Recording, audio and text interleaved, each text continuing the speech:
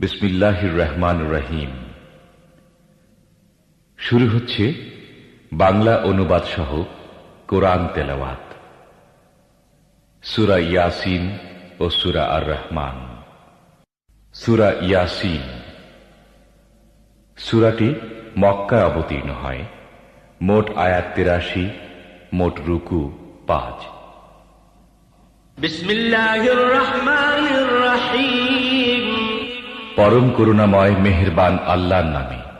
ইয়াসিন ওয়াল কুরআনিল হাকীম। ইয়াসিন বিজ্ঞানময় কোরআনের কসম। ইন্নাকা লামিনাল মুরসালিন। তুমি নিঃসন্দেহে রাসূলদের অন্তর্ভুক্ত।